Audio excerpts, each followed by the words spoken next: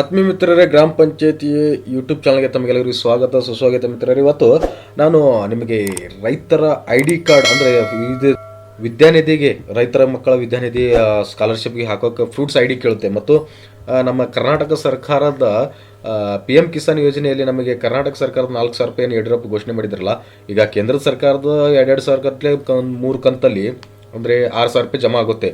But ರಾಜ್ಯ ಸರ್ಕಾರದಿಂದ ಯಡಿಯೂರಪ್ಪನವ್ರು ಹಾಕಿರೋಂಥ ಅಂದರೆ ಯಡಿಯೂರಪ್ಪ ಸರ್ಕಾರದ ಅವಧಿಯಲ್ಲಿ ಏನು ಘೋಷಣೆ ಮಾಡಿದ್ರಲ್ಲ, ನಾವು 4,000 ಹೋಗ್ತೀನಂತ, ಅದು ನಮ್ಮ ಅಕೌಂಟಿಗೆ ಬರ್ತಾ ಇಲ್ಲ. ಬಂದಿದೆಯೋ ಬಂದಿಲ್ಲ ಏನೂ ಗೊತ್ತಾಗ್ತಾ ಇಲ್ಲ. ಅದನ್ನು ನಾವು ಯಾವ ರೀತಿ ಇವತ್ತು ಸರ್ಚ್ ಮಾಡ್ಬೇಕು ಎಂಬುದನ್ನು ನಾನು ಇವತ್ತು ನಿಮಗೆಲ್ಲ ತಿಳಿಸ್ಕೊಡ್ತೀನಿ ಮಿತ್ರ. ಇಲ್ಲಿದೆ ನೋಡಿ, PM ಕಿಸಾನ್ ಫ್ರೂಟ್ಸ್ ಅಂದರೆ ಇದು ಕರ್ನಾಟಕದ ವೆಬ್ಸೈಟು. ಬರೀ PM ಕಿಸಾನ್ ಅಂದರೆ ಅದು ಕೇಂದ್ರದ ವೆಬ್ಸೈಟು. PM ಕಿಸಾನ್ ಫ್ರೂಟ್ಸು ನಮ್ಮ ಕರ್ನಾಟಕದ ವೆಬ್ಸೈಟ್. ಅಥವಾ ನೀವು ಡೈರೆಕ್ಟ್ ಫ್ರೂಟ್ಸ್ ಕರ್ನಾಟಕ ಅಂತ ನೀವು ಇಲ್ಲಿ ಟೈಪ್ ಮಾಡೋದು. ಇಲ್ಲಿದೆ ನೋಡಿ, ಫ್ರೂಟ್ಸ್ ಕರ್ನಾಟಕ ಅಂತ ನೀವು ಕೂಡ ಟೈಪ್ ಮಾಡಿ ಆ ವೆಬ್ಸೈಟ್ನಲ್ಲಿ ಹೋಗ್ಬೋದು. ಇಲ್ಲಿದೆ ಅಂತಾರೆ, ಹೋಗಿ ಈ ವೆಬ್ಸೈಟ್ನಲ್ಲಿ ಹೋಗಿ ಸ್ಕಿಪ್ ಅಂದ ಬಳಿಕ ಇಲ್ಲಿ ಬರ್ತದೆ ನೋಡಿ, ಲಾಗಿನ್ನು, ಸಿಟಿಜನ್ ಲಾಗಿನ್ನು. ಇದು ಲಾಗಿನ್ ಅಂದರೆ ಅಧಿಕಾರಿಗಳ ಲಾಗಿನು, ಸಿಟಿಜನ್ ಲಾಗಿನ್ ಅಂದರೆ ನಾಗರಿಕರ ಲಾಗಿನು. ನಾವೇನು ಮಾಡಬೇಕು, ಇಲ್ಲಿ ಈ ಒಂದು ವೆಬ್ಸೈಟ್ನಲ್ಲಿ ಹೋಗಿ ನಮಗೆ ಕನ್ನಡ ಬೇಕಂತ ಕನ್ನಡ ಕ್ಲಿಕ್ ಮಾಡ್ಬೋದು, ಇಂಗ್ಲೀಷ್ ಅಂದರೆ ಇಂಗ್ಲೀಷು. ನಾವಿಲ್ಲಿ ಸಿಟಿಜನ್ ಲಾಗಿನ್ ಕ್ಲಿಕ್ ಮಾಡೋಣ.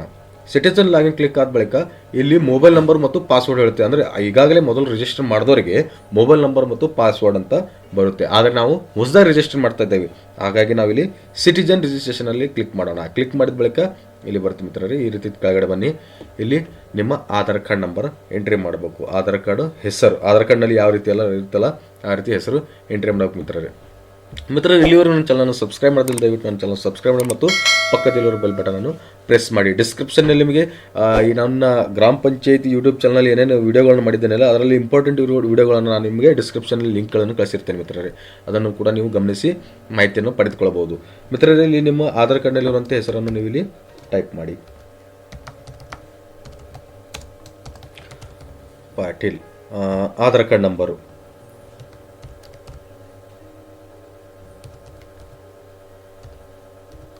ಈ ರೀತಿಯಾಗಿ ಕ್ಲಿಕ್ ಮಾಡಿ.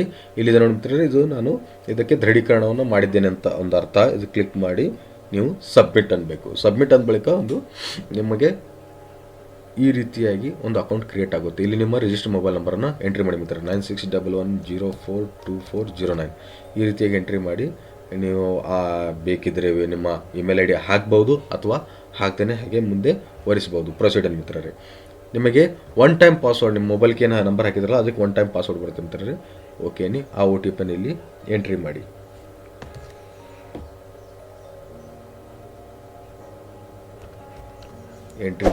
ಸಬ್ಮಿಟ್ ಆಗಿ ಮಿತ್ರರೇ.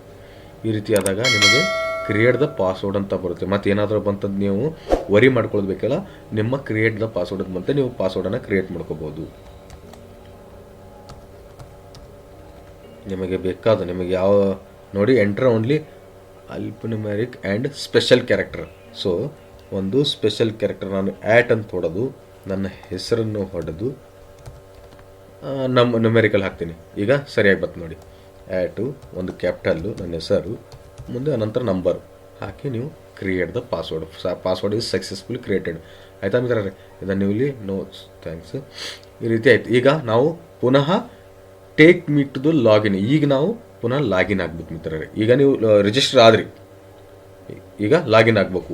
ಈಗ ನಿಮ್ಮ ಫೋನ್ ನಂಬರನ್ನು ಆಗಳೇನು ಹಾಕಿದ್ರಲ್ಲ ಆ ಫೋನ್ ನಂಬರನ್ನು ಇಲ್ಲಿ ಎಂಟ್ರಿ ಮಾಡಿ, ಏನು ಪಾಸ್ವರ್ಡ್ ಕ್ರಿಯೇಟ್ ಮಾಡಿರಲ್ಲ ಆ ಪಾಸ್ವರ್ಡ್ ಇಲ್ಲಿ ಕ್ರಿಯೇಟ್ ಮಾಡಿದ ಪಾಸ್ವರ್ಡ್ಗಳನ್ನು ಇಲ್ಲಿ ಹಾಕಿ ಲಾಗಿನ್ ಅಂದ ಬಳಿಕ ಏನೋ ಮಿಸ್ಟೇಕ್ ಆಗಿದೆ ನೋಡ್ತೀನಿ ಮಿತ್ರರೇ. ಓಪನ್ ಆಗಿದೆ ಮಿತ್ರರೇ, ಬಂದು ನೋಡಿ, ಇಲ್ಲಿ ನನ್ನ ಹೆಸರು ಕೂಡ ಬಂತು. ಇಲ್ಲಿದೆ ನೋಡಿರಿ, ಈ ರೀತಿಯಾಗಿ ನಮಗೆ ಎಲ್ಲ ಬಂತು. ಈಗ ನಾವಿಲ್ಲಿ ಆನ್ಲೈನ್ ರಿಜಿಸ್ಟರ್ ಮೇಲೆ ಕ್ಲಿಕ್ ಮಾಡಿ ನೋಡೋಣ. ಇಲ್ಲಿದೆ ನೋಡಿ ಮಿತ್ರ, ನಮ್ಮದು ಫಾರ್ಮರ್ ID ಇದೆ. ನಿಮಗೆ ಬೇಕಿರುವಂತಹ ID FID, ಇದು ರೈತ ವಿದ್ಯಾ ಕೇಂದ್ರದ ಸ್ಕಾಲರ್ಶಿಪ್ ಇದೆಯಲ್ಲ, ಅಲ್ಲಿ ನಿಮಗೆ ಫಾರ್ಮರ್ ID ಅಂದರೆ ಫ್ರೂಟ್ಸ್ ID FID ಅಂತ ಕೇಳ್ತಿರುತ್ತೆ. ಆ ಐಡಿನೇ ಇದೆ ಫಾರ್ಮರ್ ID. ಈ ಫಾರ್ಮರ್ ID ನೀವೆಲ್ಲ ಎಂಟ್ರಿ ಮಾಡಿದ್ರೆ ಮುಗಿದ ಮಿತ್ರ, ನಿಮಗೆ ಸ್ಕಾಲರ್ಶಿಪ್ನ ಅರ್ಜಿಗಳು ಮುಂದುವರಿಸ್ಬೋದು. ಈ ರೀತಿಯಾಗಿ ಸಂಪೂರ್ಣ ನಮ್ಮ ಡೀಟೇಲ್ಸ್ ಬರುತ್ತೆ. ಏನು PM ಕಿಸಾನ್ ನಾವು ಎಂಟ್ರಿ ಮಾಡಿದ್ದೀವಲ್ಲ, ನಮ್ಮ ರೇಷನ್ ಕಾರ್ಡು, ನಮ್ಮ ಊರು, ನಮ್ಮ ಸರ್ವೆ ನಂಬರು, ನಮ್ಮ ಬ್ಯಾಂಕ್ ಅಕೌಂಟು, ಅಡ್ರೆಸ್ ಪ್ರೂಫು ಎಲ್ಲ ಟೋಟಲ್ ನಾವು ಏನೇನು ಕೊಟ್ಟಿದ್ದೀವಲ್ಲ ಎಲ್ಲ ಓಪನ್ ಆಗುತ್ತೆ. ನಿಮ್ಮ ಡೀಟೇಲ್ಸೇ ಈ ಒಂದು ಆನ್ಲೈನ್ ರಿಜಿಸ್ಟ್ರಲ್ಲಿ ಹೋಗಿ ಆನ್ಲೈನ್ ರಿಜಿಸ್ಟರ್ ಅಂದರೆ ಇಲ್ಲಿ ಓಪನ್ ಆಗುತ್ತೆ ಮಿತ್ರರೇ. ಈಗ ನಾವು ಇಲ್ಲಿ ಮಾಡಬೇಕಾಗಿರೋದೇನು, ನಮ್ಮ ಹಣ ಜಮಾ ಆಗಿದೆಯೋ ಇಲ್ಲೋ, ಅಂದರೆ ನಮ್ಮ ಪೇಮೆಂಟ್ ಸ್ಟೇಟಸನ್ನು ಅಂದರೆ ಕರ್ನಾಟಕ ಸರ್ಕಾರ ಏನು 4,000 ಹಾಕುತ್ತಲ್ಲ ಅದು ಎಂಟ್ರಿ ಆಗಿದೆಯೋ ಇಲ್ಲ ಜಮಾ ಆಗ್ತಾ ಇದೆಯೋ ಇಲ್ಲ ಅದ್ರ ಮೇಲೆ ನೀವು ಇಲ್ಲಿ ಕ್ಲಿಕ್ ಮಾಡಿ. ಪೇಮೆಂಟ್ ಇಲ್ಲ ಆಗಿದೆ ನೋಡಿ ಮಿತ್ರ, ನನಗೆ 19-20ನೇ ಸಾಲಿನಲ್ಲಿ 2,000 ಜಮಾ ಆಗಿದೆ. ಪೇಮೆಂಟ್ ಆದ ದಿನಾಂಕ 7/12/2019 ಖಜಾನೆ ಮೂಲಕ 2,000. ಇದು UTR ನಂಬರ್ ಕೂಡ. ಈ UTR ನೀವು ಒಯ್ದು ಬ್ಯಾಂಕ್ನಲ್ಲಿ ತೋರಿಸಿ ನಿಮ್ಮ ಹಣ ಜಮಾ ಆಗಿದೆ ಚೆಕ್ ಮಾಡ್ಕೋಬೋದು.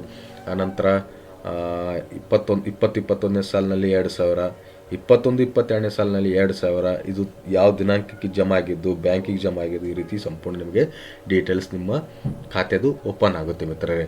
ಸೊ ಯಾರ್ಯಾರು ಜಮಾ ಆಗಿದಲ್ಲ ಒಮ್ಮೆ ನೀವು ಅಗ್ರಿಕಲ್ಚರ್ ಆಫೀಸ್ನಲ್ಲಿ ಹೋಗಿ ನೀವು ಕೇಳ್ಬೋದು, ಅಥವಾ ಜಮಾ ಆಗಿದೆ ಇಲ್ಲ ಚೆಕ್ ಮಾಡೋಕ್ಕೆ ಈ ಒಂದು ನಿಮಗೆ ಮಾಹಿತಿಯನ್ನು ಇಲ್ಲಿ ನೀವು ಹುಡುಕಿಕೊಳ್ಳಬಹುದು ಮಿತ್ರರೇ. ಇದೊಂದು ಮಾಹಿತಿ ನಿಮಗೆ ಅನುಕೂಲಕರ ಆಗಿದೆ ಅಂತ ನಾನು ತಿಳ್ಕೊತೀನಿ ಮಿತ್ರರೇ. ಇನ್ನೊಮ್ಮೆ ಬೇಕಂದ್ರೆ ನೋಡಿ, ಇಲ್ಲಿ ಹೋಗಿ ಏನು ಫ್ರಾಡ್ಸ್ ರಿಜಿಸ್ಟ್ರೇಷನ್ ನೀವು ಮಾಡ್ಕೋತಿರಲ್ಲ, ಯೂಸರ್ ಆ್ಯಂಡ್ ಪಾಸ್ವರ್ಡ್ ಎಲ್ಲ ಕ್ರಿಯೇಟ್ ಮಾಡ್ಕೋತಿರಲ್ಲ, ಅದಾದ ಬಳಿಕ ಇಲ್ಲಿ ಬಂದು ಸರ್ಚ್ನಲ್ಲಿ ಹೋಗಿ ಪೇಮೆಂಟ್ ಡೀಟೇಲ್ಸ್ ಮೇಲೆ ನೀವು ಕ್ಲಿಕ್ ಮಾಡಿದ ಬಳಿಕ ನಿಮ್ಮ ಪೇಮೆಂಟ್ ಡೀಟೇಲ್ಸನ್ನು ಈ ರೀತಿಯಾಗಿ ಓಪನ್ ಆಗುತ್ತೆ ಮಿತ್ರರೇ. ಧನ್ಯವಾದಗಳು ಮಿತ್ರರೇ. ಈ ಒಂದು ವಿಡಿಯೋದಲ್ಲಿ ನಿಮಗೆ ಕರ್ನಾಟಕ ಸರ್ಕಾರದಿಂದ ನಿಮ್ಮ PM ಕಿಸಾನ್ ಹಣ ಜಮಾ ಆಗಿದೆಯೋ ಇಲ್ಲ ಎಂಬುದನ್ನು ನಾನು ಇಲ್ಲಿ ತಿಳಿಸಿಕೊಟ್ಟಿದ್ದೇನೆ. ಇನ್ನೂ ಹೆಚ್ಚಿನ ವಿಡಿಯೋಗಳಿಗಾಗಿ ನಾನು ನನ್ನ ಚಾನಲನ್ನು ಸಬ್ಸ್ಕ್ರೈಬ್ ಮಾಡಿ ಮತ್ತು ಪಕ್ಕದಲ್ಲಿರೋ ಬೆಲ್ ಬಟನನ್ನು ಪ್ರೆಸ್ ಮಾಡಿ. ಬೆಲ್ ಬಟನ್ ಪ್ರೆಸ್ ಮಾಡೋದು ಉಪಯೋಗ ಏನಪ್ಪ ಅಂತಂದರೆ, ನಾನು ಯಾವುದೇ ಒಂದು ಚಾನಲ್ಗಳನ್ನು ವಿಡಿಯೋಗಳನ್ನು ಅಪ್ಲೋಡ್ ಮಾಡಿದರೆ ಅದರ ನೋಟಿಫಿಕೇಶನ್ ನಿಮಗೆ ಆದಷ್ಟು ಬೇಗ ಬಂದು ತಲುಪುತ್ತೆ.